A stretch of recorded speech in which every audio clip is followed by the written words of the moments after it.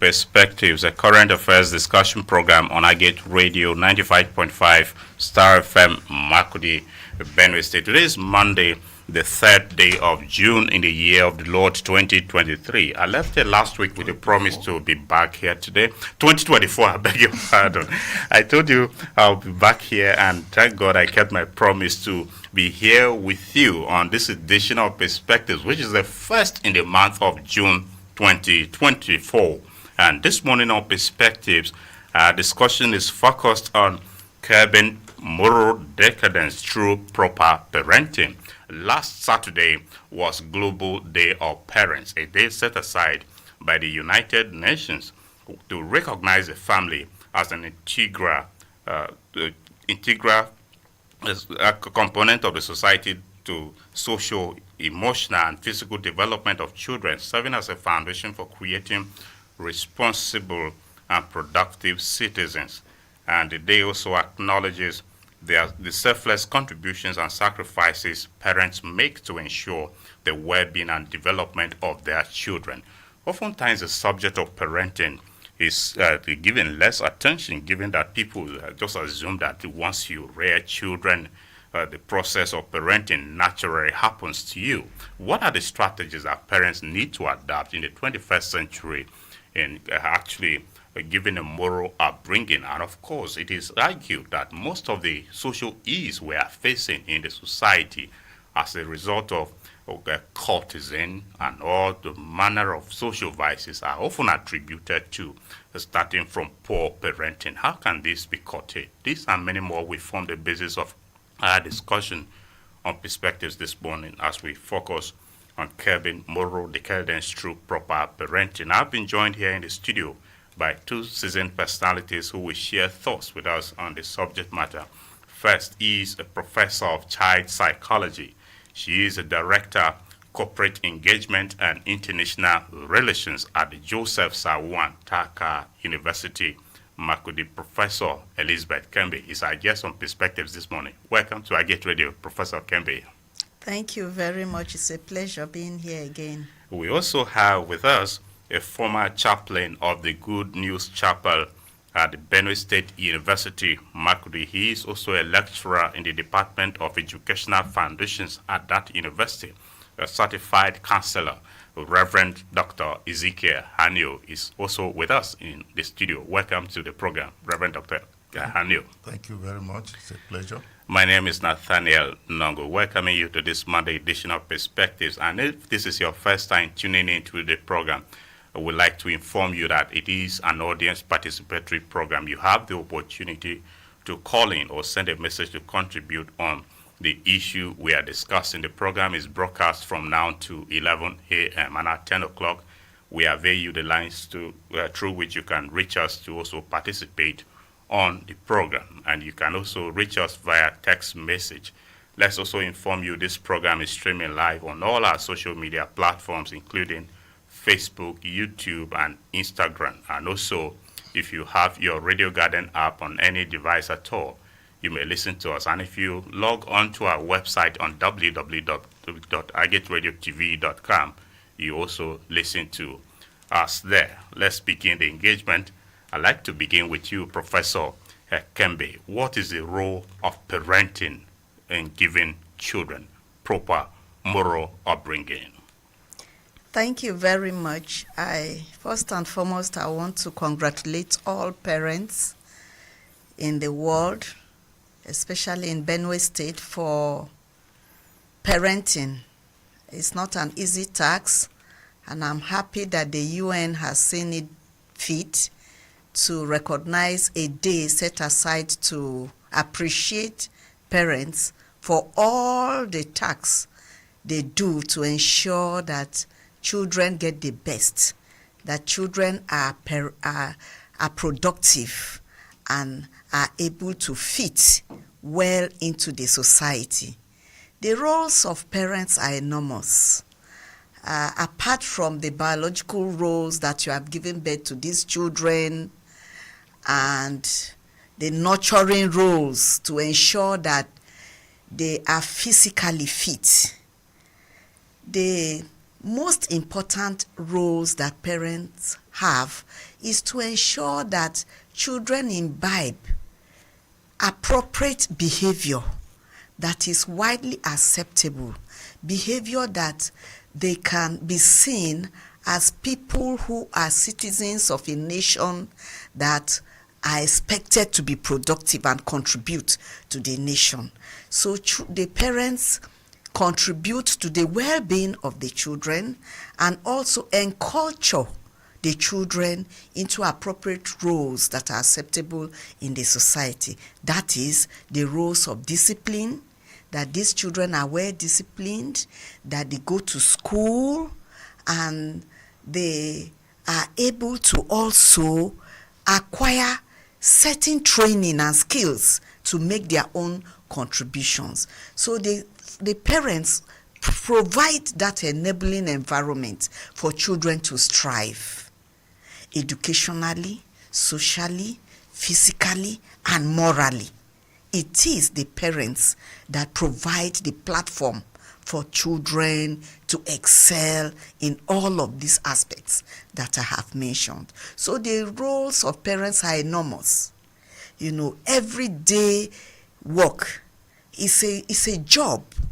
That is why it's a very, rewarding experience to have your parents that guide your actions, to have your parents that protect you and ensure that you are well formed into a framework that you can also be a parent tomorrow. So the roles are enormous. The responsibilities of parenting is huge. Okay, Dr. Hanior, also give us your thoughts on the role of parents, proper parenting in molding moral formation of children. Thank you. And just like my senior colleague, Professor Kembe, has rightly enumerated the gravity of parenting. As an intellectual priest, I want to take us a little back to how men who understood the weight of parenting, they did. Let's take example of Manoah. In the Bible, there's one man called Manoah. He was the father of Samson, that great man. When the angel appeared to the wife in his absence, and he came back and was told that your barrenness is going to be over, you're going to have a child, and this is the kind of child is going to be great, it will be great.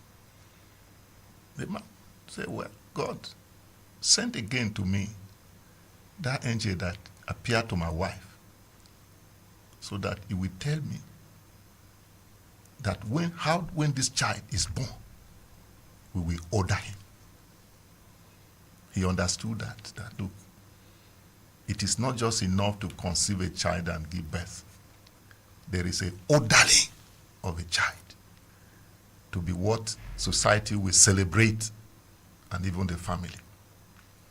God told Abraham that he's going to be a great man because he will command his children after him. Mm-hmm. So all of these are speaking to the roles that parents have over their children.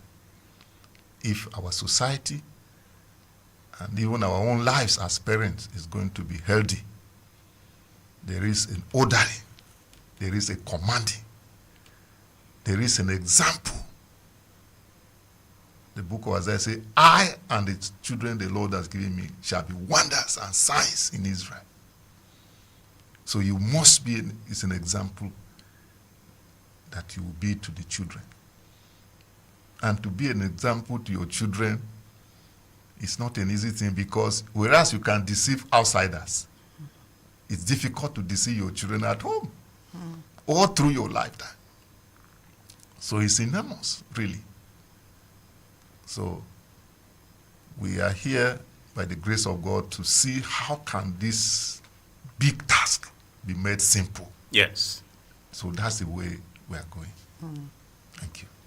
Okay, let's to simplify this task, Professor Kembe. Would you say parenting, especially in the modern society, is modeled towards actually curbing moral decadence?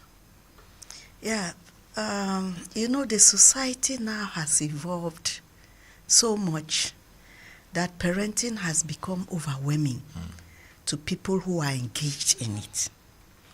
One, the external influences to parenting, such as technology, makes it a little bit overwhelming. And then you have issues of the ability, the capability to be able to parent well. So all of this influences how well you can parent.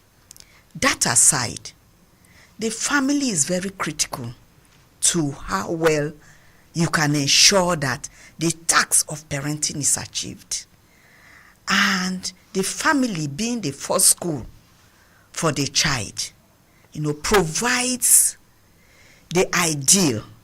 I'm very happy Reverend Dr. Hanior mentioned a little bit of the spiritual aspect, because exemplifying yourself to parent means that you provide the proper role modeling for children to copy. It means you have to be honest, hardworking, very good in communication. You have to be seen, to have integrity, to be truthful, to be very transparent in your dealings, so that the children are able to copy this correct and appropriate behavior. That is one of it. Strengthening family values. What are those values that keeps the family as a true family, that will cushion the effects of these external influences I have mentioned, so that children don't go astray into cultism, into hooliganism, into alcoholism, into drugs use and abuse. So all of this, the family strengthens its values so that it frowns at certain behaviors that the children will do that is outside of the family value system. So secondly, the economic situation that we find ourselves now makes it even very difficult to parent. Therefore, the family must ensure that it has a way of getting enough provisions to be able to cater for the children. So an ideal family will not ensure right behavior. An ideal a family that is not able to cater for its children will not ensure right behavior, which means there's a link between poverty, there's a link between lack and molding the right behavior. So the family is seen as providing the correct socioeconomic environment to mold right behavior. Then you talk about the religious aspects, you talk about the social stability, you talk about the emotional stability in the home, not avoiding any cases of domestic violence, so that the children are properly molded. Okay, Dr. Hanior, I am back to you now. Comparing the past with the present, what remarkable difference have we witnessed in parenting, especially in the modern society? And is it modeled towards curbing moral decadence? Thank you so much.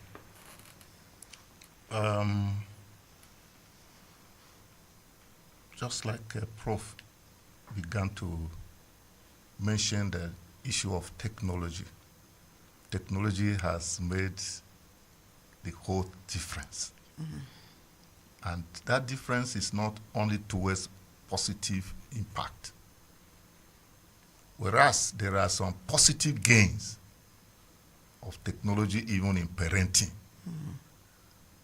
There are several adverse effects of it. Take, for instance, your child is away from home. but it's easier to communicate. Unlike those days that when I left home to school, in fact, my father didn't even know where I was going to secondary school until the day of my graduation, 5 years after. I went to the university. Neither my father or my mother knew where I went to university until they died. You see, you can imagine that kind of thing. Technology has made it easy to send money and support to your children, fine, where they have issues and that could be handled and they will be stable. But there's the other side. This globalization has also brought negative impact. These children are exposed to things that we didn't imagine they were there, right in their palm. So it's a challenge. That they are exposed to all manner of vices because of internet availability to them. So the difference is much because technology has made the whole difference.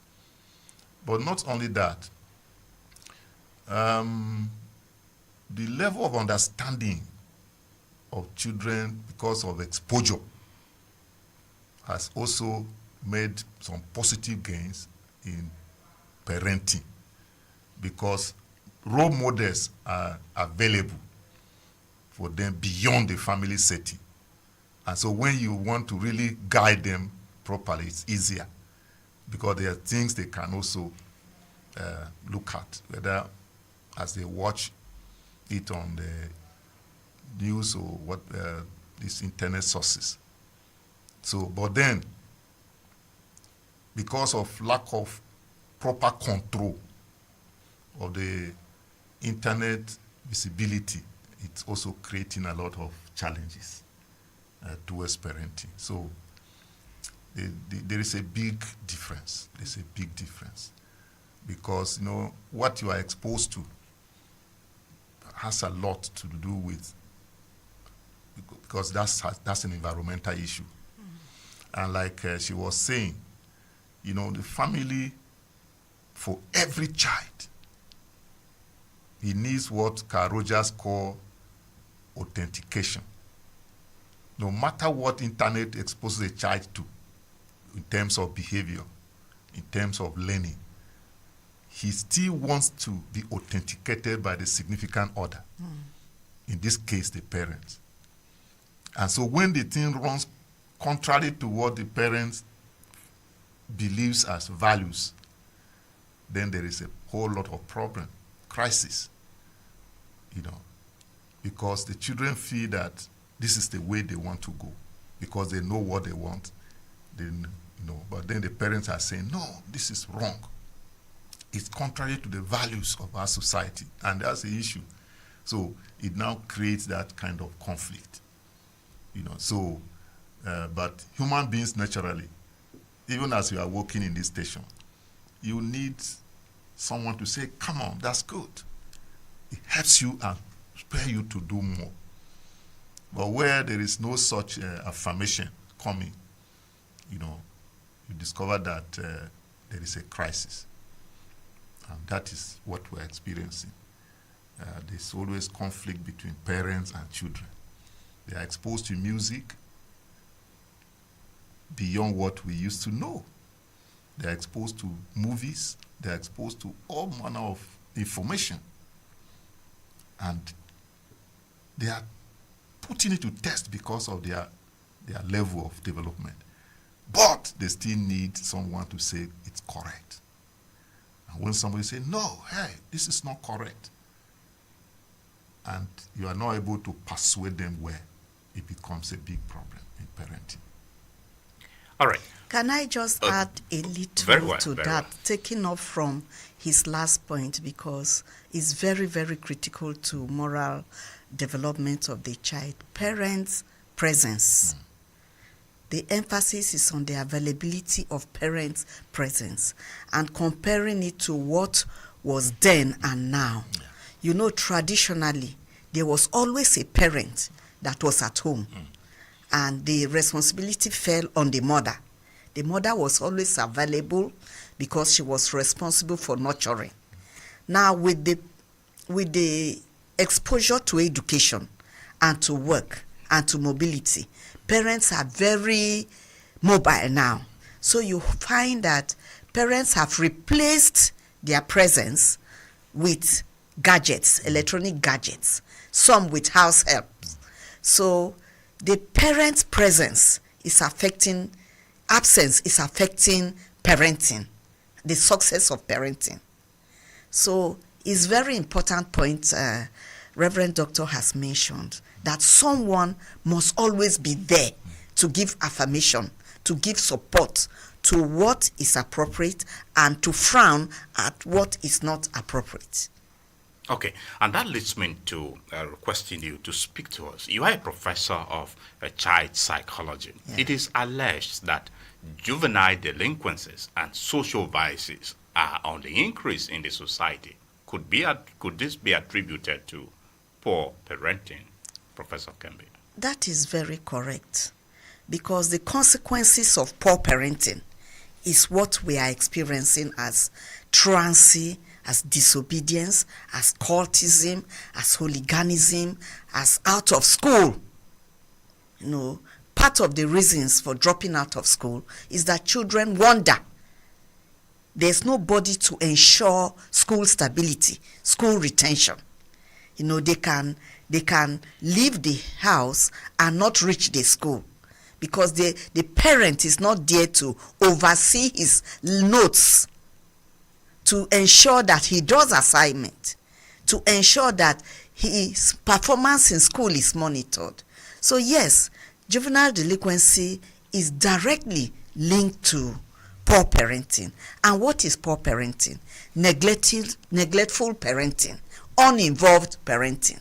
When a parent neglects his or her roles and responsibilities, not supervising, not monitoring, not mentoring, the child becomes free to be influenced by the peer group, to be influenced by whatever he sees, to be influenced by role modeling, because children are quick to emulate the wrong things. You know, that becomes right to them. So, yes, poor parenting is directly linked to juvenile delinquency. Uninvolved parenting, that is whatever the child does, is none of your business as a parent.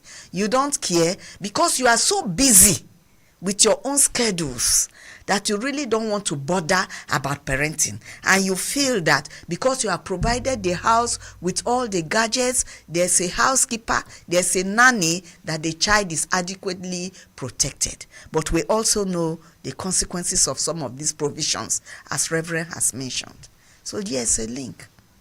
Okay, Dr. Hanior, you are also a scholar and a trained counselor, and apart from being a clergy. Give us also your understanding of how poor parenting is linked to the issue of social vices and juvenile delinquencies, as pointed out by your colleague. The first thing I would want to add to what she said is that it's not just poor parenting. You know, when we talk about poor parenting, we suggest that there is parenting happening at all. It's all that it's not effective, it's not good enough. But there is situations also where there is non-parenting at all. Which is what you called uninvolved parenting. Yes. If I should get that in that context. I just make it much more clear and elaborate, because there are situations where someone has a child. It's not even mindful where the child is even living. Well, here in Benue, we may think that situation is less prevalent, but in some places, you see children on the street. You see children sleeping anywhere, and they are at odd places at odd times. That one, to me, is beyond just poor parenting. The parent is just absent, sometimes as a result of death, sometimes as a result of abandonment, all those kind of factors. Even the present hardship has made some parents who are not well informed to think there's nothing they can do.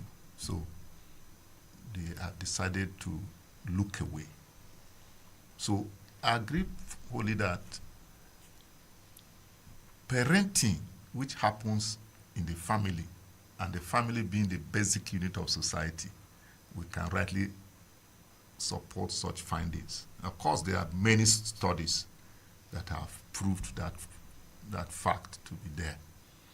Because if you take, for instance, Sigmund Freud's theory of psychoanalytic perspective, you will discover that from age 0 to 5, every personality character of a human being is formed. And this age is spent mostly at home, then recently partly in school. So you cannot actually distance from the truth that poor parenting is liable for this juvenile behavior or delinquencies that we can find in society today. All right. Can I just add a little? Please, go ahead. There's this Frank Olise on NTA did mention some time ago, I think in the 80s or early 90s, and questioned parents that where do you know where your children are? He begins that as an opening in his newscasting. Say, parents, where are your children? When you find, because of your work, you leave very early. And he was saying this because of the Lagos metropolitan lifestyle. You leave very early. You don't interact with your children. By the time you are back, they are sleeping. There's no interaction. And then over the weekends, you want to catch up with what you have missed throughout the work week. And so there's really very little time in parenting. So we started, suspecting that parents are losing it because they are not available, because they are not there.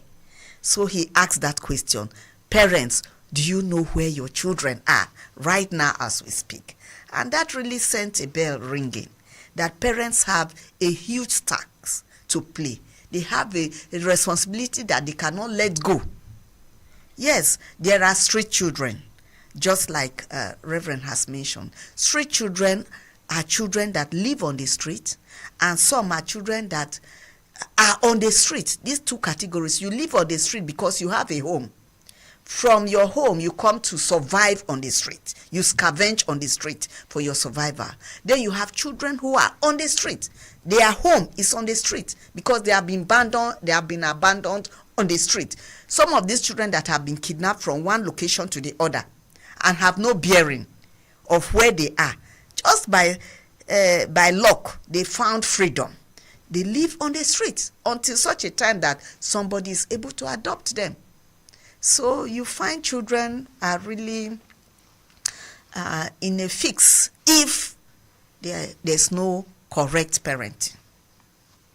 All right. We hope parents that are listening to us, that's Prof has just posed a question. Parents, where are your children? Maybe if you are listening to us, that should provoke your consciousness. All right, dear listener, in case you may just be tuning in, you are listening to Perspectives on iGate Radio 95.5 Star FM Makurdi. Our focus on the program this morning is curbing moral decadence through proper parenting. And our discussants, I have with me a professor of child psychology and director, corporate engagement and international relations at the Joseph Sarwuan Tarka University here in Makurdi. Professor Elizabeth Kembe is with us on the program. We also have the former chaplain, Good News Chapel at the Benue State University, Makurdi, and a lecturer in the Department of Educational Foundations at that university, Reverend Dr. Ezekiel Hanior is also a guest with us on the program. And you too can participate by sending us a message on 0814-335-9292. 0814-335-9292. That line, I beg your pardon, that line is actually for calls at 10 o'clock. That is the line dedicated to calls at 10 o'clock. And the one for text messages and the WhatsApp chats is 0912 699-9404. 0912-699-9404. If you are sending a message, please remember to include your name and the location you are sending it from, and also keep your message very brief so as to enable us accommodate it.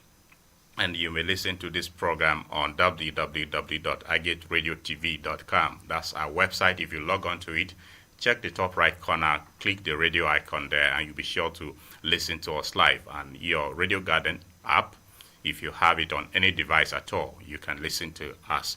This program is also streaming live on all our social media platforms, including Facebook, YouTube, and Instagram. You may follow us on these platforms, like and share the pages, and also share the live stream link with your friends and colleagues to also be a part of what we are discussing. You may drop your comments there for us to take them.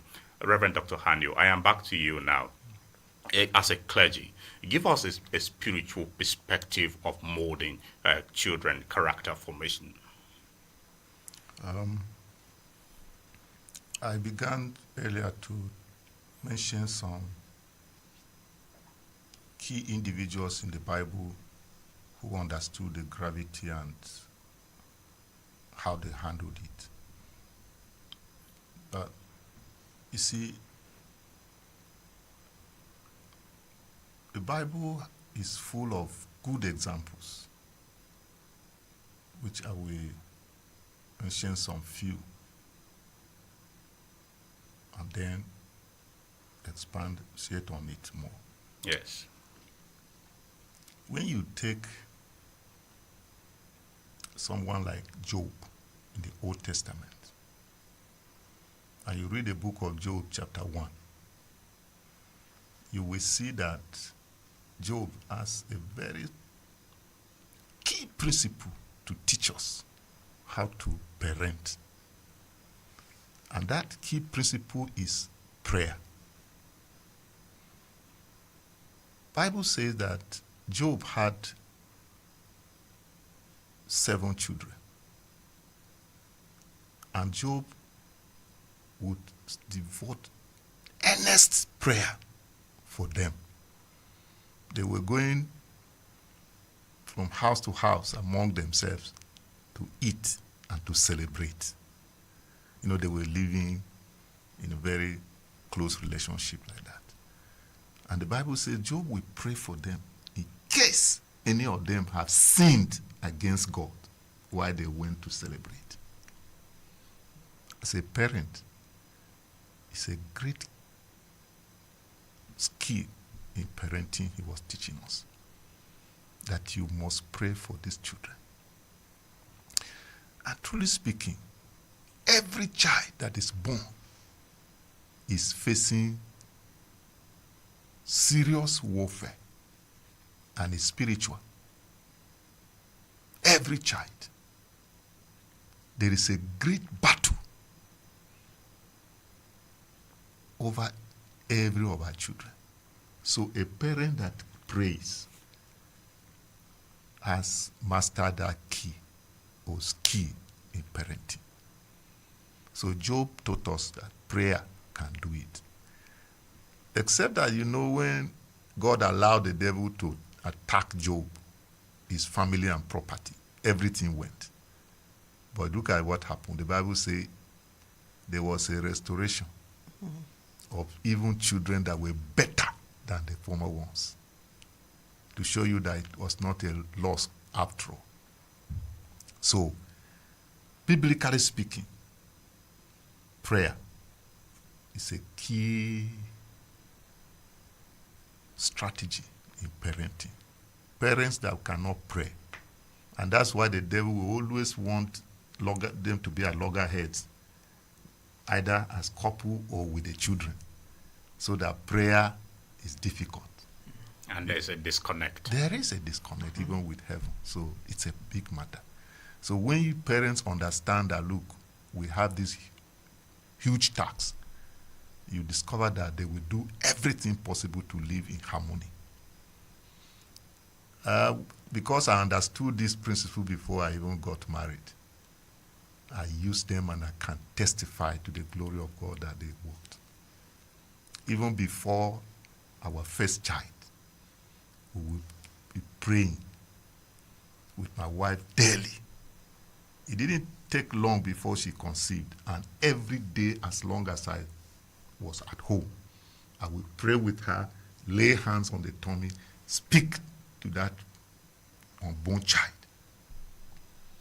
And that we did all through the children that we, by the grace of God, had the opportunity to bring into this world.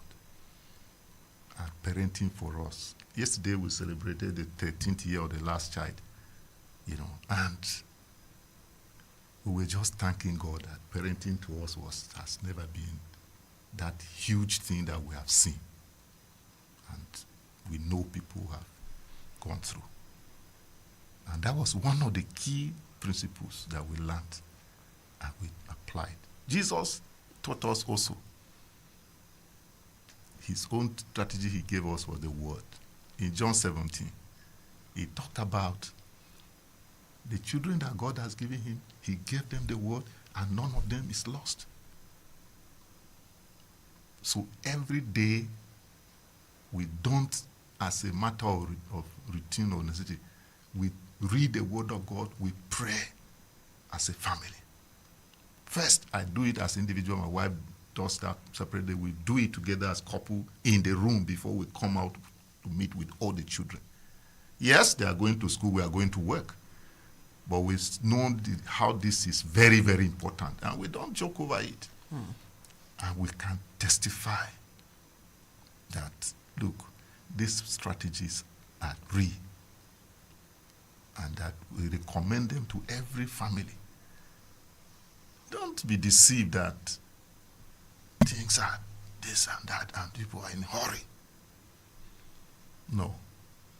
Deliberately, even unnecessary journeys, we try to avoid.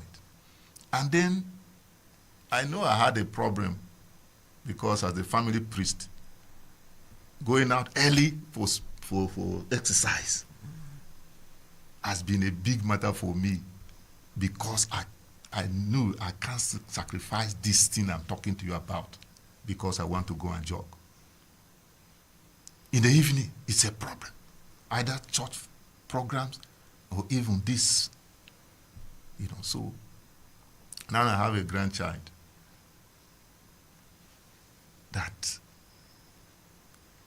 he just cleaved to me because I'm available. The one issue she was saying. I take time to hold him and feed him and do what I play with him to sleep.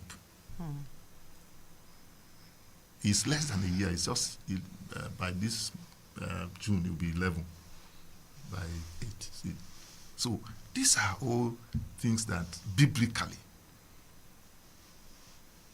being close, loving, esteeming our children, not being critical, judgmental, not being, even some parents, they like to compare children one with another. No, these are all things that are not acceptable because we are all unique and we are all different. So we don't compare one with another and say, look at this one. Look, no. Those are mistakes that parents can make. Every child must be accepted as he or she is. I have 5. And almost all of them, they are unique. All of them. And I treat them the same way. Recently, there was one that is in school at Enugu. Now, the others felt that there's something she's not doing well, though we are talking over it and we are handling issues and we know it's okay. So they came to me that they want us to hold a Zoom meeting. I said, no. What is the issue? Has any of you spoken with her personally? And I discovered they have not. And you want us to hold meeting. And you are bringing me inside that meeting. No, it's not correct. I handle all of you individually. Because your challenges, even though we are the same number, they are distinct. So, for that, that matter was resolved and it became a lesson to the rest of them. I say, you, look at when you were going through this particular matter. Did we hold family meeting? And you were helped. You are now, you see. So that's not the way to go. All right. Thank you. So prayer and bonding, that is one key point. Some of the key points you have highlighted. Prof, I am back to you now. You are a mother, and you are a professor of child psychology. We're also aware you are a devout Christian. Also give us your spiritual tips with regards to molding children. Yeah, thank you very much. The Reverend The psychology of parenting now. Has mentioned the most important point spiritually, and that is we need to pray. Even when we have challenges from the children, prayer is like the key to solving these challenges. Then secondly, communication. Prayer alone will not work if you don't communicate, if you don't empathize, if you don't show understanding. Because when you communicate, the children themselves have their own issues. They have their own doubts. They have their own concerns. That when you see a child indoors, just in the bedroom, and is not wanting to come out to interact with other members of the family, and you read it as disobedient, the child may be passing through a very difficult phase, like children that are in the adolescence period. They may be passing through that phase of self-doubt. Why am I here? What can I do? Where am I going? All of these are self-doubts that need effective communication from their parents to be able to address some of these issues. Secondly, the children need empathy from their parents. It's not like you are there in your high horse and the children are down below and you talk rules and give direct instructions, give rules to be obeyed. No. The empathy factor comes when you come down to their level. You want to understand their situation. The reason why you don't want to go to school may probably be because of a very difficult teacher who is picking on you, or because of bullying. So by the time you are able to communicate effectively, you are able to empathize that even as adults, there are some days that you really don't want to go out. You should understand that children also have their low moments, days that they will just want to be alone. By the time you are able to communicate effectively, empathize with them, show understanding that this thing you are doing, I also passed through it, laugh over it. When it was my time, this was what I did. I went out, I went into sports, I went into, I did gardening, I around the house, I did something that will take my mind off it. Their troubles to us may be very small, but to them it's as big as an ocean. A child may just be troubled because he's failing exams, may be troubled because he doesn't have money like his peers, may be troubled because he doesn't have the clothes like the peers, or he doesn't have the opportunities like his other peers does. So some of these troubles, Reverend mentioned, do not compare. It is an opportunity when you understand and you communicate, you will tell them that you are A, you cannot be B. And because you are B, I love you for what you are. So showing that love and care, will give reassurance to the child that the family is sufficient to cushion my difficulties, to cushion my doubts. So part of these tips is what we have mentioned: prayer, effective communication, empathy, emotional stability, understanding. All right. Reverend, I am back to you once again.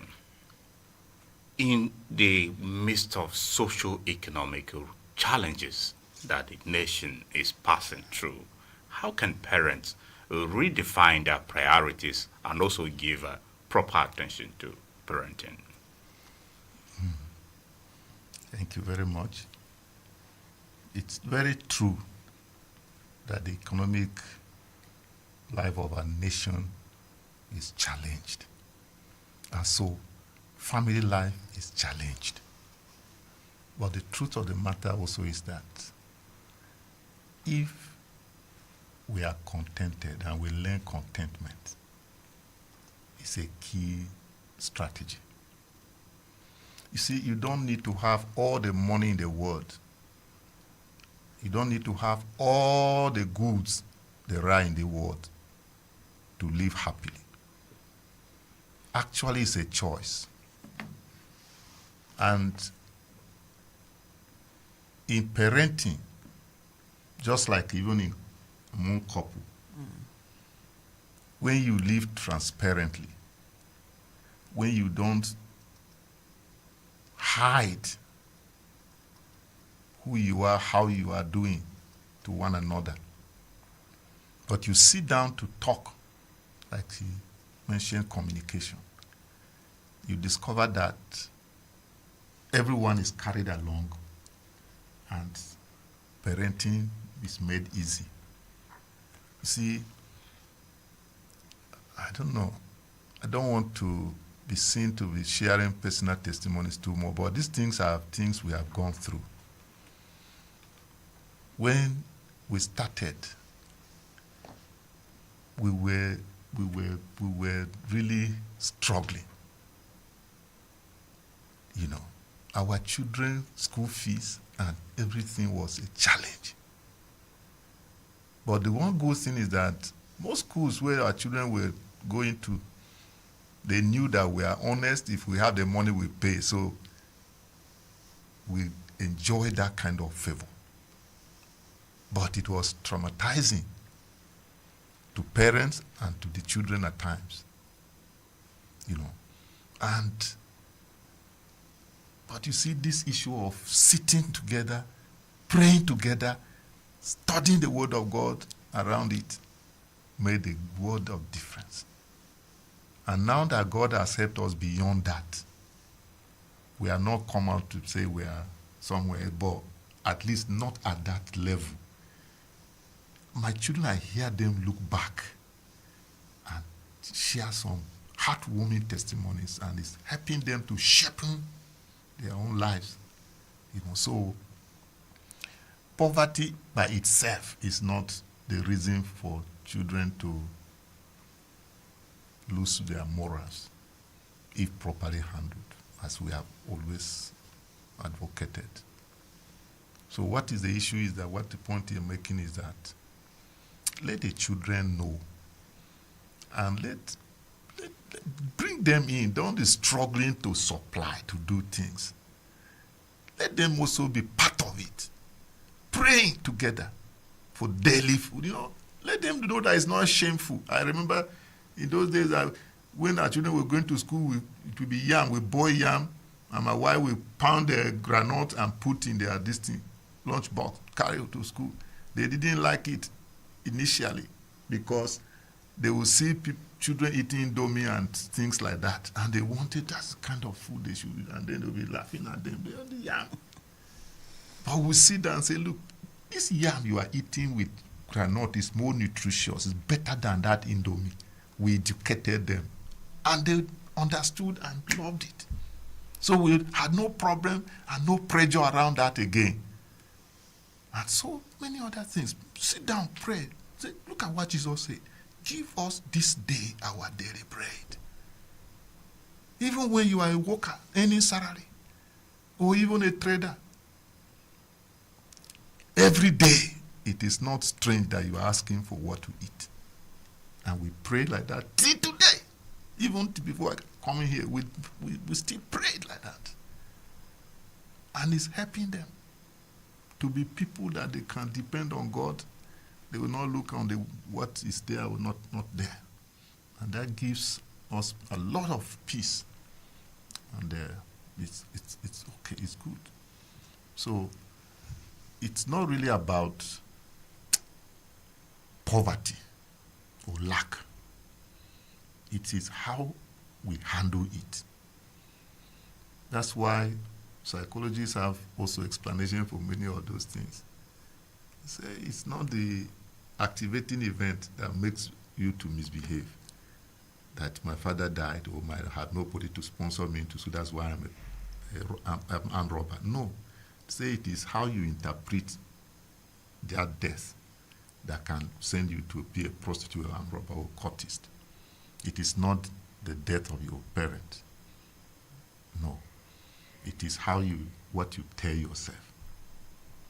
So these are things that parents are supposed to do. And you see, one key thing again is parenting must be seen as a collaborative effort between the two parents if they are all alive. It's very, very key, because even when one is pushing this narrative, another person is of a different view, it may still fail, because a divided house must collapse. So it's very key that we must see it as collaborative. That's what God intended it to be. All right. Okay, can Prof. I just add a little? Yes. Sorry. No problem. Go ahead. Well, since we are talking about this socioeconomic situation we are now facing, it's a reality. The increase in fuel, the increase in electricity tariffs has invariably increased transportation, food purchase, renting or housing, and all of these, things that we take for granted before that you can easily get. Now, to survive under this situation, parents need to cut their coat. In fact, he mentioned cut your coat according to the material you have. If you know the neighborhood you were staying in, the housing is costing 1 million or 500, when you know that your salary is just 250, where will you get the source to make up to be able to pay that much? You need to relocate. These are practical tips. If you know that your children are staying in a school that costs this high and you cannot afford, why insist to place your children in a school that you cannot afford?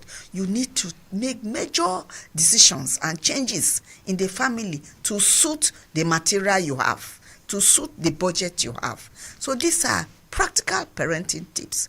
If you have been buying more food, including small things like vegetables especially, you need to think about planting in bags, your vegetables in bags and in buckets.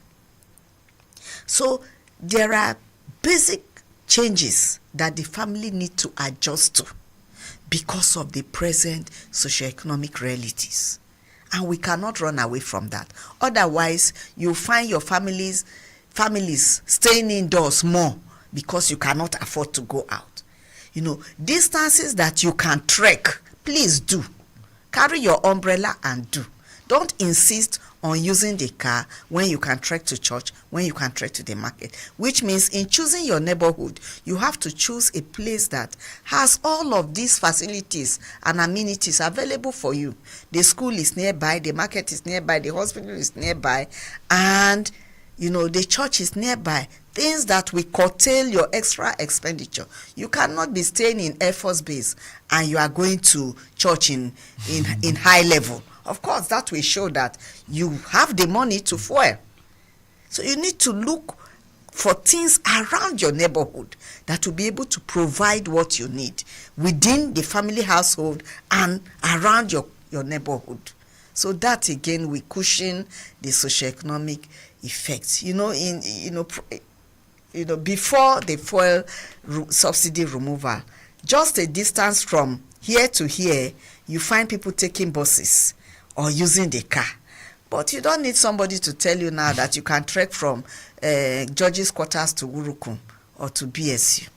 I find a lot of people do that. So cutting our coat according to our material, not our size, because the size is, you can interpret it to anything. Yes. The size relates to your wants and desires and your needs. Everybody wants the best in life, but it is and should be done within the framework of what you have. That's why it's according to your material. It's okay. It's Thank about you. time now for us to engage with those listening to us. And once again, if you are just tuning in this program, you're listening to his Perspectives on Agate Radio. We are discussing curbing moral decadence through proper parenting. Our discussants on the program I have with me a professor of child psychology and director corporate engagement and international relations at the Joseph Sarwuan Tarka University, Makurdi, Professor Elizabeth Kembe, and also with us is a former chaplain, Good News Chapel, and a lecturer in the Department of Educational Foundations, all at the Benue State University, Makurdi, Reverend Dr. Ezekiel Hanior. And the numbers through which you can reach us for calls is 0814 335 9292. 0814 335 9292. Once you connect with us, tell us your name and make your submission. Your name and, of course, where you are calling from. Then you make your submission. Keep it very brief, maximum 2 minutes. If you go beyond 2 minutes, we may be tempted to disconnect you. Make it very snappy. Also, send us a text message on 0912 699 9404. 0912 699-9404. Remember to include your name and the location you are sending the message from. Hello, good morning, and welcome to Perspectives. Good morning, brother. Thank you very much for joining us. My name is Peter Ayua. Yes. I like the program for this morning. Thank you, Peter Ayua. I'm interested. Thank you. Where are you calling? Where are you reaching us from, Peter Ayua? Mobile Barracks side. Okay, Mobile Barracks here in Makurdi, right? Yes. Okay, go ahead, Peter.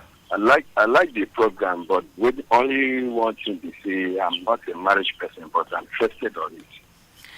Okay, yes. But you intend to marry in the future, I hope? You see? You are looking forward to marrying in the future, right? Yes, sir. Yes, definitely. Sir. So if you are marrying, God's willing, you will definitely be a parent. It won't happen by accident, but God has ordained if you are getting married. Okay, go ahead, Peter. You see, right? Yes. I like the program that you people talking about. That's why I'm interested. Since that time that you people having this program. Yes. I'm interested in it. The only thing they say those are our parents for nowadays now, in olden days, but olden days, our parents they have already trained us in very good ways. But nowadays, some other people they have their family, and when they have some very sometimes they stay inside the condition, bad condition. So when God come bless them, they allow their children, they don't get anything to advise them that this way that you are going is very wrong. And then leave them for street. And they're turning around for street, sometimes from the school. Sometimes, this one of my colleagues or this boy, dressed like this, mommy, daddy, buy this thing for me. They say, my picking, no problem. They will carry them inside their motor and went to market and buy everything because my picking, my child needs this. So anything that their children like, they have already to do for them. So sometimes, listen, like now, the time that when I was small, even though I don't go to school too much, but I have a family. We are 10 in number. Oh, Peter, we lost connection with you. Anyway, I think Peter seemed to be talking about pampering children. We wanted you to share your practical experience, but unfortunately the network disconnected us. The line is still open anyway. Hello, good morning. Yes, thank you, sir. Welcome to the program. Thank you, sir. My name is Benjamin Tewasi. I'm calling from high level. Okay, Benjamin Tewasi, the network in high level seem to be fluctuating. Could you stabilize yourself or change your direction so we'll hear you a bit better? Okay, yeah. Okay. I want to contribute on the side of the parents. The discussants in the studio have spoke about the spiritual aspect. They have spoke about the economic, the socio-economic aspect. Benjamin, your network is still getting very unfriendly. We can hear your voice anyway, but the words you are articulating seem not to be coming out. It's fluctuating. But go ahead. Let's hope it improves. Yes, just like I said, the discussants in the studio spoke about the spiritual aspect of parenting. and they also talked about the socio-economic aspect. And I want to talk about on the aspect of the parents themselves. Yes. You know, one of the factors responsible for discipline of children in our society today, most parents are responsible for that. Because most of the times when children are going wrong, the parents seem not to correct them. And you, maybe being a neighbor or you are not part of the family, if you try to come in, they will say, mind your business. This syndrome, mind your business, it has actually tarnished the image of so many children in our society. And some of them, they end up being cultists, they end up being into so many vices like criminality and all that. So these are some of the issues that we are having in our contemporary society. Okay. With this program, I really want parents to wake up. Know that whatever you do to that child today, tomorrow you may not be there. It will affect that child. And when it affects that child, you are not there. All right. Okay, I've seen a scenario where a kid is into cultism. The parents know that my child is into a gangster. And when the police security agents come to arrest the child, they will start firm and start bragging on their shoulders. Okay. Look, it's my child. You cannot do this. You cannot do that. Okay. These are some of the issues. All right. Benjamin, thank you. We must have to end with you now. Thank you. All right. Thank you. All right. Benjamin is alleging that parents no longer allow a kind of community discipline, a kind of collaborative approach, which one of you mentioned here earlier. Hello. Good morning. Hello. Good morning. Oh, good morning. Morning to you. My name is Veshma Ayile, calling from Gadi Layout, Makurdi here. All right, Veshima, welcome on the program. Thank you so much. I greet everybody in the studio there.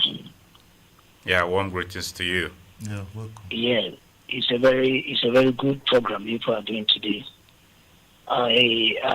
Although so many brain will go to the parent, is true, and that is where the problem is coming out. Just like we are saying it, when I was small, this thing that my parents, they will say you should go and do, and if you didn't do it, they will beat you. This time around, when you say a child, go and do this, the child will say, Mommy, I'm not doing it. And they will still start, begging and pleading to them that go and do it. Okay, look at what is happening now. You see a child of 8 years will having eyes problem. A parent will go and buy a phone of 200, 300,000, give a child to be playing game. Before you know, you have eyes problem. It's not good. Most of the children, they will go to school. I say after the exams, they will vacate. You see the children will just stay in school in Makurdi doing what? Roaming about. They can't talk to children. I always say this: it's you that give a birth to that child. The child didn't give a birth to you, so there is no way, and there is nothing will stop you talking to the child. So please, this program we are doing, I believe that it will help us so many. Especially if we are listening to the program, it will help us. All right. That is where the problem is coming. May God help us. Thank you so much. Thank you, I still remember Veshima here. Yes. All right. Thank you very much, Veshima. Thank you. Parents should be more firm in their discipline and giving attention to their children. Thank you very much, Veshima, for your submission. Hello, good morning. Hello, good morning. Morning to you. Yes, this is Kwaza Vincent calling from North Bank, Makurdi. All right, good to have you join us, Kwaza Vincent. Yes, my regards to the guests in the studio. Thank you. Yes, coming into the program in this way. Hello, Kwaza. Hello, Kwaza. Sir. The network seems to be fluctuating. Maybe you want to change your position? All right, I've done that. Okay. Can you hear me now? Yes. Yes. We are. Okay, go ahead, Kwaza. Hello? Hello, Kwaza? All right. Hello? Hello? Yes, go ahead. Yes. Oh, Kwaza, I'm so sorry. We may have to disconnect with you because you are not coming through anymore. I'm so sorry, Kwaza. The line is still open. We'll have to disconnect with you. Let's see if you are, or maybe if you try again and the network improves for us to get you better, it will be fine because we really could not hear you. Although for us, we are taught that there's a manual way of checking network. If you are talking one end and it's not coming through, just change your position and maybe it will come up better. Hello, good morning. Hello. Good morning, sir. Morning to you. Welcome to Perspectives. Thank you. I am on that Gabriel from All right, Ondachi Gabriel, welcome. Thank you, sir. My regards to invest in the house. Thank They have talked my mind since they have started the beginning of the program. Children parenting, they have different ways according to different parents. Mr. Ondachi, your radio set is close to you and the volume is high. Maybe you want to turn down the volume or move away from it. Yes, I have. Are you okay now? Yes. Go ahead. Like I was saying, parenting different ways. Oh. To have in mind is that children, they love promises of good things. Some like to imitate their peer groups. When the peer groups have something, they believe like that, and their parent can provide them that. So whenever the children demand for anything, let them tell the children that they should wait, that they will get it, and not to shun the children, that the children can get another and get it spoiled. Love is the best of parenting the children. You have to love your children by providing them the needs. Though your hands cannot reach everything, but the one that you can reach, your hands can reach as parents, provide it for the children and promise them of this the next in the next days so they can be happy. Thank you. All right. Thank you very much, Mr. Ondachi Gabriel. Thank you for your contribution. All right. Once again, we would like to remind you, once you connect with us, please turn down the volume of your radio set or move away from it so we can hear you better. It looks to us like maybe the telecommunication have also joined the nationwide strike. Therefore, the network is frustrating us. We are here to serve you. We are on essential duty, so even the strike will not stop us. Good morning, Nathaniel. Morning to you, sir. And I greet your guests in the studio. They have been very versatile. Thank you. For me, The I name go is... back to the Garden of Eden. Edabauka, calling from Old Assembly Quarters Triangle. All right, good. Go ahead, sir. I normally like to go back to the Garden of Eden. The parents, our four initial ultimate parents in terms of the flesh and blood, they disobeyed. And what was the problem? Discontentment. They didn't have the acumen probably to ask themselves what and who they were, their purpose in life. And so, before you know it, they transmitted it into their children, probably competition.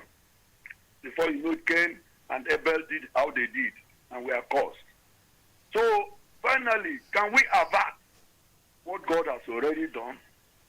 Efforts will continue to be made, and I appreciate exactly what you are doing in the studio, because every one of us is supposed to be a parent, even if you have no children. By your lifestyle, by your example, as Madam was saying, exemplify. Even if you have no children of your own, once in a while, you are able to call somebody's child and say, look, what you are doing is not correct. If it's very violent type, you will know. You will give, just you can avoid that one in case they will take you to another place.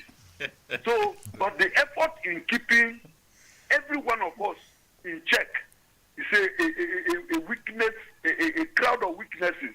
Let us lay aside the sin that so easily besets us. This rat race, this human rat race, competition. It keeps us in a place where you have a situation. Take people who are in top government positions. They are like parents to their servants, subordinates even in the office. And you don't give them what is there. And then tomorrow, their own children become so angry, they launch a war against the system. What do you say? Your own children are also involved and involved. So we must remain careful to know what and who we are. Okay. We are God's creation. We're immortal in the sense that spiritually, either we go to hell or heaven. All right. So we must live a life to make a choice. Otherwise, judgment. You cannot sow a seed and not reap it. Thank you. Thank you very much. Thank you. Thank you, Odambaka. We appreciate you. Thank you. Everybody will be a parent either by God's design or your own choice. Odambaka has aptly captured that. Hello, good morning. Hello. Good morning. This sounds like This is Kwaza. Kwaza Vincent calling back. Oh, Kwaza, we are glad you are able to connect with us. You're welcome. All right, go ahead. Yes, as I was saying, Yes. in the past, the child upbringing, training the child, disciplining the child was left open in the hands of every parent. But today, when you discipline somebody's child, that person will come, Puma Wanu Nama. So it has become a problem in our society this time. But when parents now realize that disciplining the child, correcting the child where the child has gone wrong, when they realize that and left it open the way it was before, the issue of child decadence will now reduce in our society. Because once you see doing the wrong thing, you correct the child. Once you see the child going in the wrong direction, you correct the child, and then the parents will be happy. So they should learn how to leave the child open the way it was in the past. Okay. So that will go a long way in helping the correct moral decadence of the child. Thank you. Thank you very much, Kwaza. We appreciate your submission. Thank you. Community engagement, community discipline to correct children from committing wrongs. They are Kevin moral decadence. Hello. Hello, good morning. Hello, good morning, Nathan. Thank you for joining us on Perspectives. Yes, I salute your guest. Yes.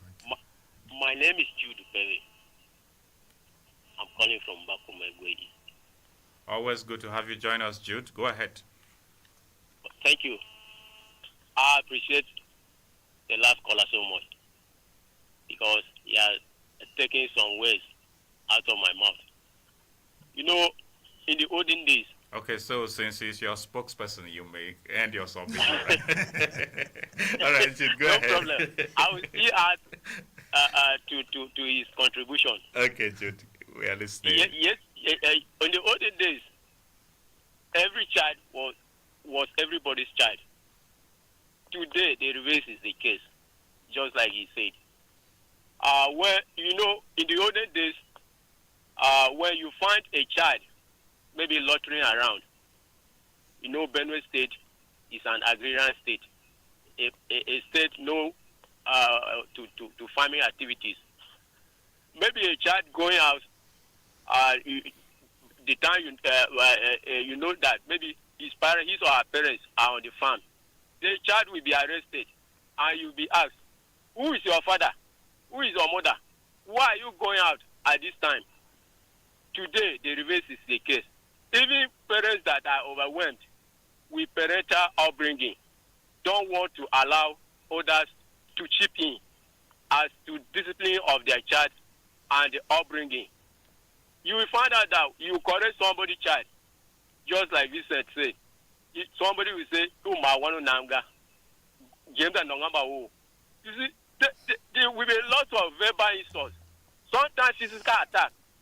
Now, even to the teachers that we help matters, parents go extra mile on school premises attacking teachers who are supposed to inculcate knowledge and also instill discipline in these children. They go fighting on the school premises, attacking teachers. Then where do we go from here? Thank you and good morning. Thank you, Jude. You have made a pose, quite a rhetorical one. Where do we go from here? All right. We will definitely have to respond to where we should go from here when we come back to our guest. Hello, good morning. Good morning this morning. Morning to you. Welcome to the program. Yes, Terry Gav, calling from International Market, Makurdi. All right, Terry Gav, welcome. Go ahead. Yes. I want to comment on the parenting care, right? I think that's the topic on the radio. Very well. Kembe, moral decadence through proper parenting. Yes.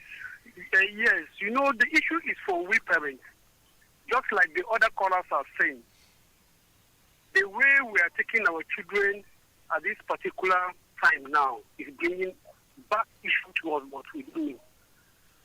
And for me, the way the country is facing hardship in the economic situation, God knows why it is. So we have to go back and rearrange ourselves, add our source of income too. We cannot sit back and be still waiting on the same thing that we were facing before. The country has been changed, the situation has been changed, so we too have to change. God knows why it's now. So by doing so, we also have to be submissive to God so that God can take us through into our lives. Because why I'm emphasizing on such is, at times, in short, we are off completely from God's divine arrangement. So God is trying to call us that we have to come back and listen to Him. By doing so, I think our community will be feedback. Thank you. All right, Terry Gaff, thank you very much. We appreciate your contribution on the program. Okay, let's go back to our guests in the studio before we engage with more calls. The issue of having community discipline for children to curb moral decadence has been emphasized by several of our callers. In fact, one of them left us with a poser. Where do we go from here?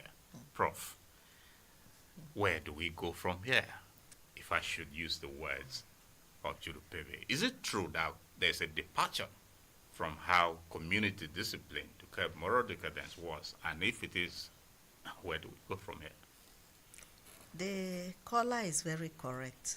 There's a far departure from the communal lifestyle to what we have now.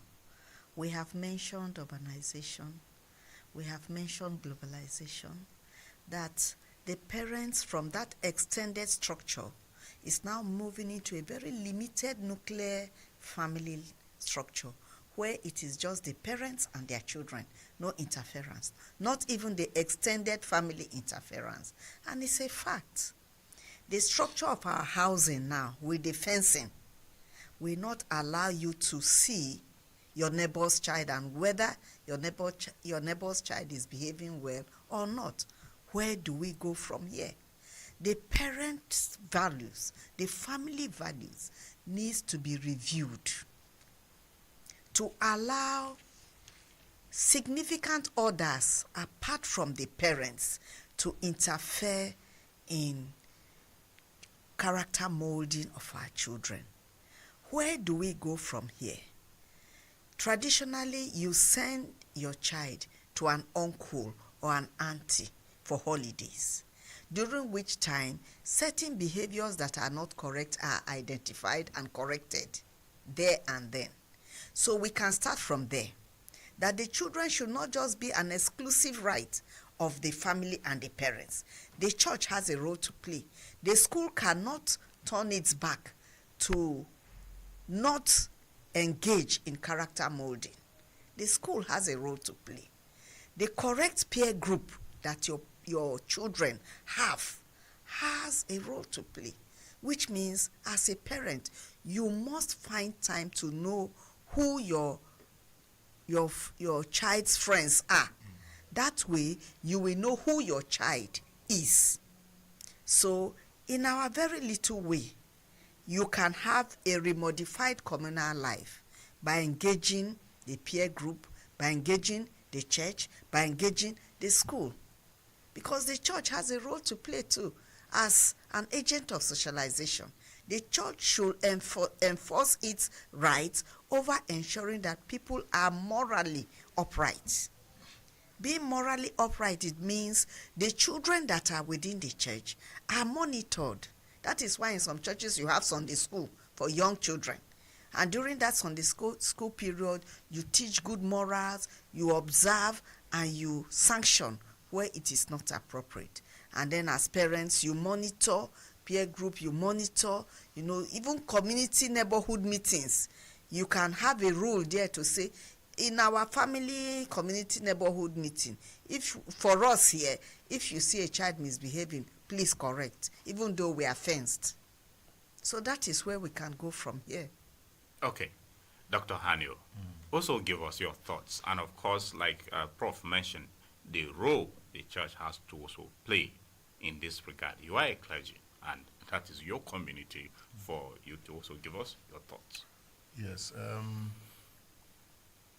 Maybe one of the ways that got us to this point as parents, where even extended family relations are fenced out, the church fenced out, the school fenced out, and the community where you live fenced out, happened when parents, before their children, started castigating family members, castigating the school, castigating the church.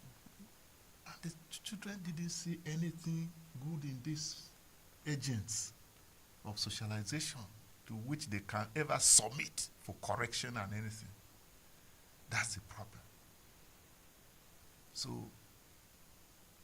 we are still insisting that parents, as parents, we must trace back our steps where we have gone wrong to castigate people before our children. We should not only stop, but admit that we were wrong and give the children a new picture of church, of school, of others that we are castigated. That will help. Because as long as we saw nothing good in this, people spoke everything nasty about school, our children's school, teachers, or anything. You know, in our days when we were younger and going to school, you know, if a parent found it difficult to discipline a child at home, they say, don't worry, your teacher, I will tell your teacher. Mm-hmm. And it made us to think twice. That was the kind of role the teacher played in the life of a child. Mm-hmm. Yes. That a parent could be threatening a child with a teacher. But today, most parents, they will say all kinds of rubbish about the teacher. Mm-hmm. And so, that's where we are.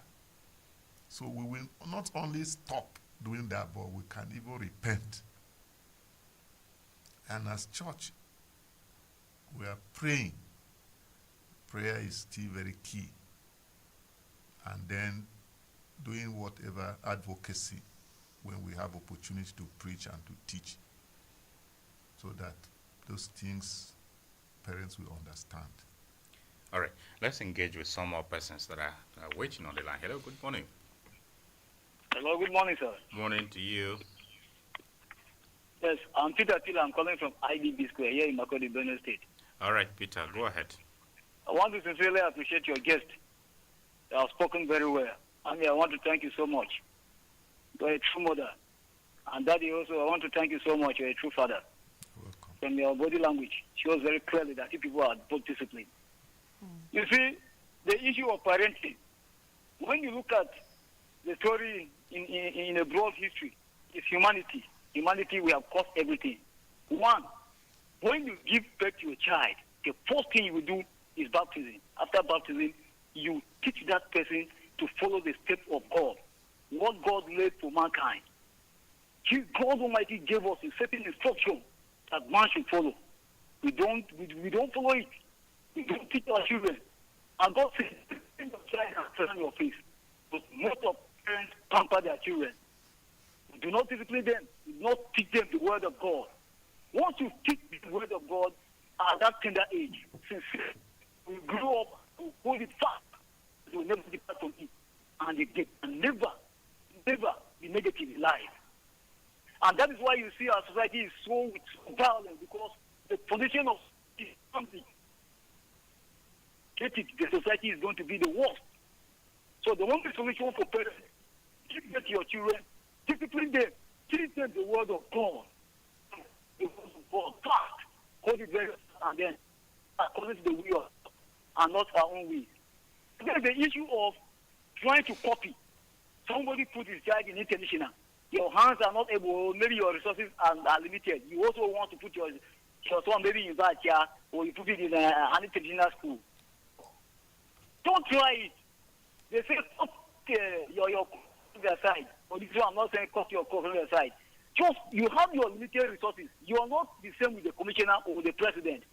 Just keep your child to that school you feel you can go there. What matters is the ability of that child to access that education at real focus. That is being moral. It's not about going to school that they pay huge amount of money. It's children who pay to class where they sit on law and they face the competition, they beat all those in higher school that they pay billions. It's very fine. Okay. The parents are proud of them.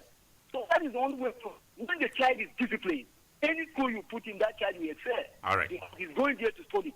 Okay. And then lastly, for parents, please be example so that your children will follow. Thank you, Peter. Because everything starts from parents. When the parents live negative life, your children will copy it, and at the end of the day, the society is going to be very violent. Thank you. Who live life? Thank you very much, Peter. Thank you. Your point is made. Be an example to your children. That's the landing point from Peter. We are wondering whether the women who don't listen to radio. Let's also have the mothers or intending mothers call into this program and also share their thoughts with us. The line is open. We are interested in hearing. Hello. Hello. Good morning. Please, Nathan, is Jude back on the line? Okay, Jude, briefly, please. Yes. I think the discussion left out one factor. I'm talking about single parenting here. Where? Okay. Yes. Yes. You will discover that why I'm saying so is so many divorce cases around the society. You will find out that a woman will be having children. When you ask about the father, my husband has left me with these children. Sometimes the man will have children, no wife. The mother is not there. So that is another factor. So divorce cases should be minimized. You know, it takes two to tango. Sometimes a mother will shout, and if a child doesn't respond, the father will shout, or even give the child a slap. It's part of parental upbringing or discipline. Okay. Thank you. Thank you, Jude. Thank you. All right. The issue of divorce should be anyway. For our idea of parenting, is that parenting is parenting, whether single or Hello. Hello. Good morning. Hello. Good morning, Nathaniel Nongu. Yes, this sounds like Achimi Joel. Yes, Achimi Joel, all the way from Opligu, Boju. Okay, you sound my lecturer. Good morning, sir. You sound all the way as if you are calling from all the way in the international community. Okay, yes, like Opligu, very soon Opligu become international community. Oh, really? That's good. Yes, okay, Achimi, go ahead. And God is heading us to all that destination. All right, Achimi, go ahead, please. Thank you very much. Children, they are the leaders of tomorrow. We need to treat them with sincerity, care, love, and equity, so that when they grow, they won't depart from that positive tendency that is being deposited in them. You know, children, they like something they see, and they love stories, better things that will keep them very, very warmable. And it is what they see that they'll be able to believe. Now, a child of 2 years, if you begin to molest the child, it is not good. You know, some people, some parents, they molest their children unnecessarily, giving them hard labor. It is not good. They need to do something that will make the children to be friendly at home. You know, there is what is called parental phobia in English language. There are some parents, when they are coming home, their children will run away from their compound, go and hide under the bed, saying, oh, my father is coming home now. If he come now, is to beat me unnecessarily. That is what is known as parental phobia. We need to drop that phobia away and automatically do what is acceptable, acknowledgeable, and agreeable in the life of the children. So that when your children go out, at least this person's child, this person's child. So we need to do what is good in the very best way and have a credible children. Like the child that spoke to you last week during the Children's Day. We are giving out all the necessary education here to make sure any education you give to that child, that child will not forget it.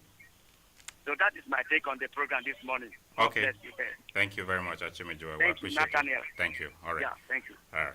Thank you very much. Okay, let's take a few messages before we come back, and we'll begin from our live feed from the live stream on our Facebook page. Ayende Yato Kapoli says he's watching live from Warri in Delta State. Okay, we're glad you joined us all the way from Delta State. And Isobo Banzo says he's watching live from Boko. And Hanior Messi watching us live from BSU in Makurdi. Jacob Bear is watching us live at a P Depot. Keep it up, that's what he says. Gondo TV Solomon says, I'm watching live from Daudu in Goma. Keep it up, the program is interesting. All right, thank you, Gondo, for your message. We thank those of you who are following us on our live field. Let's take some messages in our WhatsApp and our text box here in the studio before we come back. This one says, good morning, I get radio. The Prof and the Reverend Doctor for their thoughts. I am young Ititeve Abraham from behind Federal Locust North Bank Makurdi. For me, parents have done a good job for ensuring that the welfare of their offspring is put into consideration despite the economic hardship. However, I want to use this opportunity to applaud my father for paying my WAEC and NECO fees, having in mind that life is too short, but tomorrow is more guaranteed. Parents, congratulations. Do well to prevent bad generation. All right. Thanks. Okay, good enough. Thank you very much for testifying, E.T. We appreciate you. This one says, moral decadence and parenting is the set standard and the upbringing of children by the parents, especially by metabolism.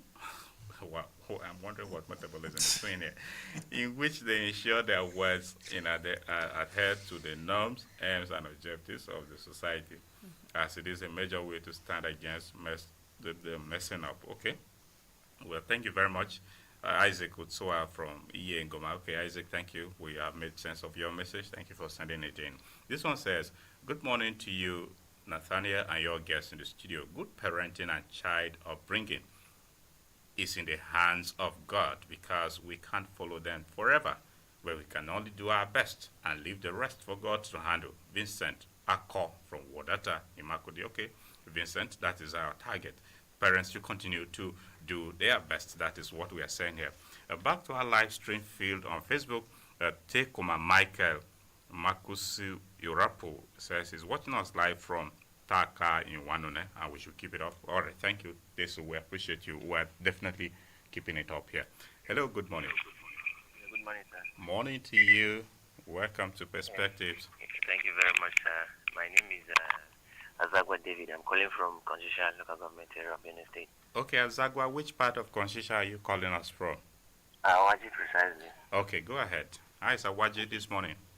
No, we thank God. We thank God. Okay, go ahead. My take on the program, just like the messages you're reading, the other person said about the parents doing their own part very well and then looking up to God.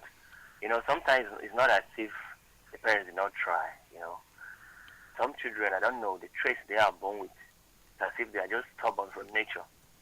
If you can see from the fact that a child of 2 years, sometimes if you compare them to another child of the same age, maybe the other child of 2 years is much smarter compared to the other child. And then even the awareness of the environment and all of that. So sometimes it's not as if the parents did not try. But even if the parents have tried so much, it can also be seen that some children also tend to be very stubborn and they perceive the foreign cultures instead of the ones they are grown in the environment. So it becomes very difficult, for the parents to be able to control the child at some certain age. So the most important thing there is for the parents to do their part and then leave the rest to God. They should be prayerful. The most important, they should train them in the way of the Lord. They should always tell them to be fearful of their Creator. Thank you very much. All right, thank you. Thank you, Azagwa David, for your thoughts. We appreciate you. It's all right. Thank you, sir. Okay, thanks. Okay. Anyway, I will keep repeating that since we have not had a woman call into the program, I'm worried. In any case, the women, all of you out there, Professor Kembe is representing your voices. So even if you don't call, we hope that you are represented. Hello, good morning. Good morning, presenter. Thank you for joining us on Perspectives. Good morning, the two guests in the studio. Yes, yes. Thank you. You are speaking with Mark and the father from the program. Okay, Mark, go ahead, please. Thank you so much. The topic discussing this morning is very, very interesting in terms of family living. I think parents have a large role to play in terms of their children. So I'm rather advising with the parents that we should go back to our drawing board, follow our father's footsteps by disciplining our children. Because I remember when we were small, after you did wrong and your father or your mother disciplined you, still she or he referred to your uncle so that if whenever he come back, he also told your uncle to go ahead and discipline you. And the parent was being proactive by reporting their children to their teachers. You understand, sometimes you can discipline your child well, but expecting from another person who is a non-family member, he or she have much fear. So I remember when you did the wrong and your neighbor can correct you by beating you. When your father or your mother comes back and you trying to report to your father that somebody did so thing to you, the person the parent actually applaud the effort of their neighbor and their relatives. But now things are not going like that. So we need to go back and follow our father's footsteps to give our relatives and their neighbors to help us by disciplining our children. I think the father has the right role to play in terms of disciplining the child. Okay. I thank you for the opportunity. We thank you very much for calling in, Mark. Thank you for your contribution. Okay. One more call, then when we come back, we'll try to gradually conclude. Hello, good morning. Good morning, my brother Nathaniel Nongu. Thank you so much for joining us. Yes, I'm Engineer Sunday Akbar, calling from North Bank, Makurdi. Oh, good to have you, Sunday Akbar. Go ahead. Thank you very much. I think good parenting requires exemplary lifestyle. Exemplary lifestyle. You know, we have to lead by example. The old saying that action speaks louder than voice is instructive here. So I won't speak long.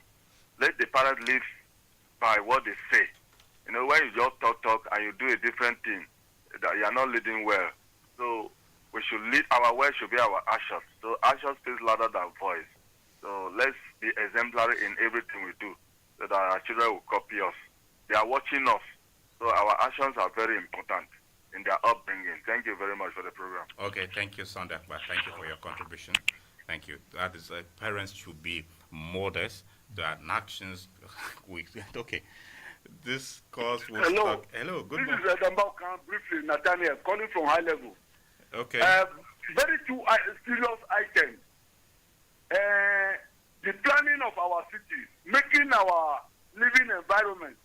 In those days, we used to live in villages, but in cities now, if you have a slum, a very dirty environment, even the dead, it has a way of impacting negatively on the children if the place is very dirty. And number two, you have drugs. The reduction of the quantity of drugs available for the children to be easily influenced with. As soon as they start taking, their minds become whacked. Thank you. Okay. Okay, thank you very much, Adambaukan, for your contribution. Once again, we appreciate you. Thank you so much for calling in. Hello, good morning. Good morning. Thank you for joining us. Please, you are speaking with Harry Desmond from North Bank, Makurdi. Okay, Harry Desmond, go ahead. I want to really appreciate this program, appreciate the station, appreciate the guests in the house. Thank you. In fact, the program today is more than a sermon. Wow. We are glad I want to really make sense of it. I want to make a appeal, please. Yes. Most parents are busy now. Some of them are in the farm, some are in the market. They don't have time to listen to radio. And in some offices, they don't even have radio. They don't even have time to listen to radio.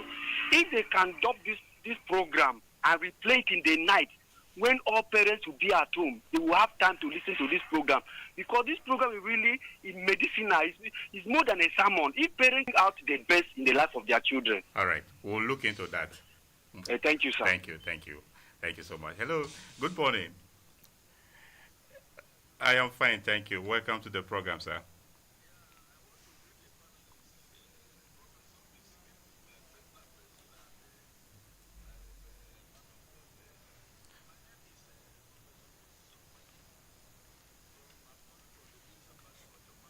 Okay, thank you very much for joining us, Prof.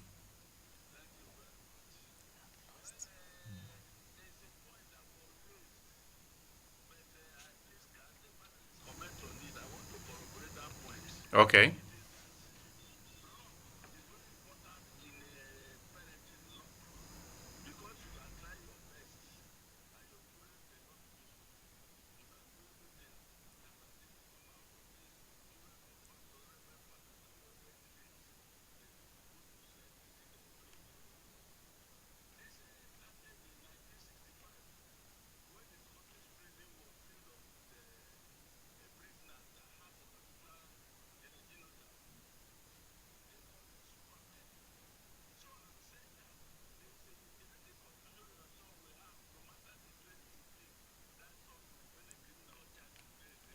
Okay. All right. Thank you very much. Thank you for your contribution, Professor Moses Ogbaji. Thank you for. Okay. Prof has raised the concern that there is a genetic. Is there anything with regards to genetic consideration and discipline of children? But we'll speak to that briefly. One more call here, then we'll come back. Hello. Good morning. Hello. Good morning. Hello. Yes, you are on. Speak to us. Yes, Emeka Hanior from North Bank, Makurdi. Okay, Emeka Nyogo. Thank you for joining us. I will start my own this way. The life that the parents live contributes to the problem the children are having. Take for example, their dress code. The parents' dress code. Sometimes it's woman dressing anyhow, wearing any type of clothes. That also affects the children that they are bringing up. Then, for example, a woman may color her hair, and when the child is looking at this mother, he will say, how my mother is doing this, and she will, or that child will continue following that way. Secondly, again, when you look at some parents, they pamper children, and at the end of the day, when you pamper children, it will not help them. Sometimes a father may not come back home early. A mother may not come back home early, and the children will be there doing some certain things that they doesn't know. And if a neighbor is available and he wants to correct or tells the mother of the child or the father, look at what their child is doing, the mother will get annoyed. Is it only my child that is doing bad things? All these things contribute within the society we are. If your child can be my child, if your housemate can be my own, when anything is going on within your environment, that person can take care of that place and make sure that things go right. During those days in 1970s, you see everybody's child within a street or within a compound becomes one's own. Nobody discriminates. And today you can see so many children have joined secret societies and some other things because when you correct them, they doesn't agree. You can imagine where a father is drinking beer, smoking. He will send the son to go and buy him beer, buy him cigarettes. What do you think that child will be tomorrow? Thank you very much. God bless. Thank you. Thank you so much, Emeka Nyogo. We appreciate you. And that will be the last call. We will take the one from Emeka Nyogo as we are totally out of time and we must gradually try to conclude now. Professor Kembe, I am back to you now. And this will be your parting words. In all of this, you have listened to several reactions of callers. And what can we surmise to make parenting and curbing moral decadence those specific issues that needs to be, the parents needs to be more firm in rooting them out of children?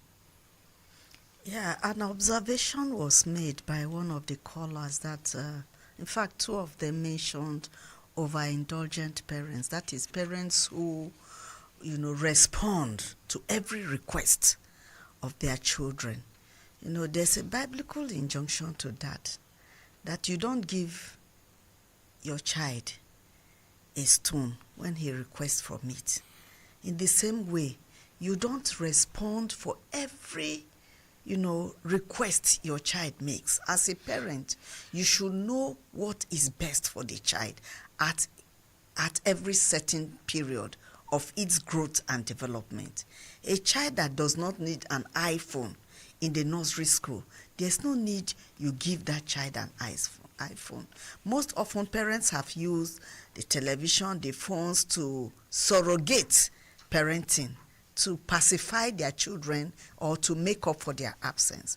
So my parting words will be that there is nothing that can replace the position of a parent. The children need their parents, just as the parents need their children. And both must cooperate and collaborate to be mutually happy in life, to live peacefully, to live harmoniously.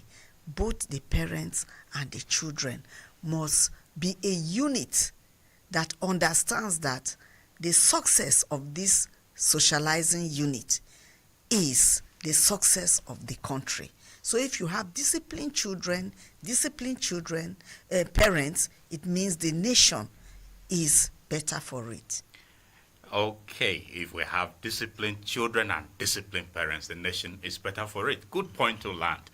Dr. Hanior, also your parting words on the program on what parents needs to firm up with regards to checking the moral decadence and summary of all that you have listened to the callers raised. Thank you. In 1 minute, because we must have to finish now. Yes. The man that God approved both for life and for ministry or parenting is Jesus. And John 17 tells us that for our sakes, he sanctified himself. And most of the callers alluded to this fact that parents must be example. It's not what we say, but what we are. And Jesus was giving us that same principle, that no matter what teaching he brought to earth, would not do the magic. So he had to sanctify himself. And Jesus was sinless. But what that means is that even though it is not only sinful habits that can corrupt, that whatever he would need to deny himself of for us to be what God wants us to be, he went for it. So that is the sacrifice that as parents we must continue to give in spite of the socio-economic situation of our nation today, because the future depends on this. Thank you. Okay, dear listener, thank you so much for being a part of today's edition of Perspectives, which we discuss curbing moral decadence through proper parenting. I must appreciate very sincerely our discussants on the program today, a professor of child psychology and director of corporate engagement and international relations at the Joseph Sarwuan Tarka University, Makurdi. Professor Elizabeth Kembe joined us on the program. Thank you so much, Prof, for sharing your thoughts with us on Perspectives. It's my pleasure. Thank you, too.